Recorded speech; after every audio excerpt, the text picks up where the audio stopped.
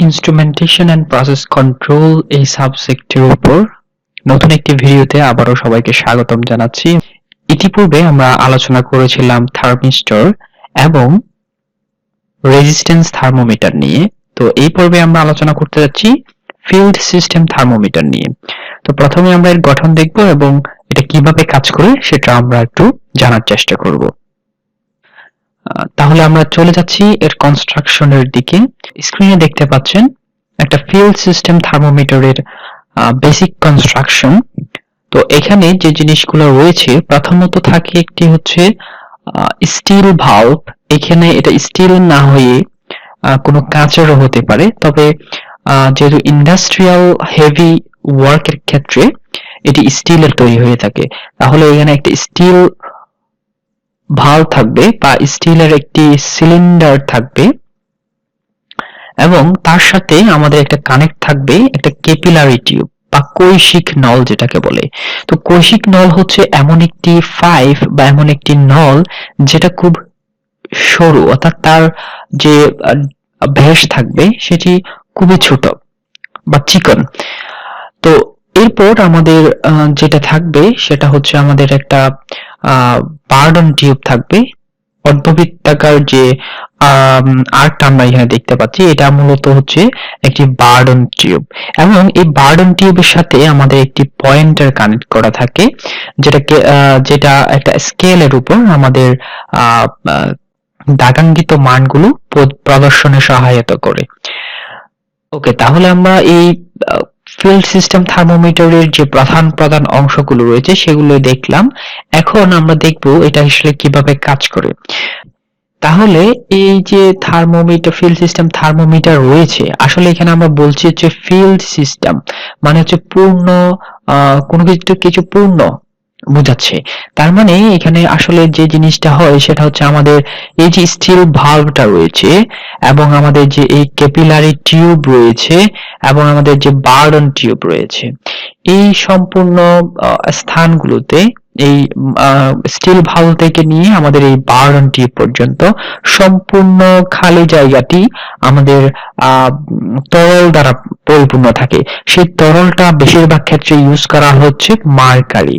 ওকে, তাহলে আমাদের যে জিনিসটা হচ্ছে সেটা হচ্ছে আমাদের এই স্টিল ভালভটা মার্কারি দ্বারা বা পারদ দ্বারা আমাদের এটা হচ্ছে পরিপূর্ণ। সেই সাথে আমাদের এই ক্যাপিলারি টিউব বা কৈশিক নল এবং আমাদের বার্ডন টিউব সহ সম্পূর্ণ জিনিসটা হচ্ছে আমাদের পারদ বা মার্কারি দ্বারা ফিল্ড। সেজন্য এটাকে বলা হচ্ছে ফিল্ড সিস্টেম থার্মোমিটার। ওকে, এখন আমরা একটা জিনিস জানি যে কোন একটি তরল পদার্থের মধ্যে, ধরা যাক এটা ওয়াটার হতে পারে বা যে কোনো অন্যান্য যে কোনো তরল হতে পারে বা এটা পারদ হতে পারে মার্কারি। ওকে, সো এই ওয়াটার বা মার্কারি বা যে কোনো তরল পদার্থে আমরা যখন এখানে হিট দিব তখন কি হয়, যে জিনিসটা হয় সেটা হচ্ছে আমাদের এখানে তাপমাত্রা বৃদ্ধি পায় এবং এক সময় এটা বাষ্পে পরিণত হয়। তো এইখানে যখন আমরা হিট দিব তখন বাষ্প যে উৎপন্ন হবে সেখানে কিন্তু প্রেসারও ক্রিয়েট হবে।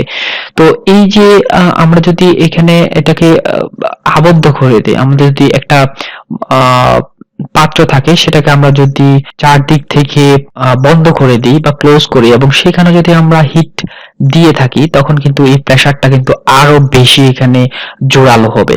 তো আসলে এই যে প্রসেসটা, এই যে থিওরিটা এখানে আসলে ফিল্ড সিস্টেম থার্মোমিটারের সেই প্রসেসটাকে আসলে কাজে লাগানো হয়েছে।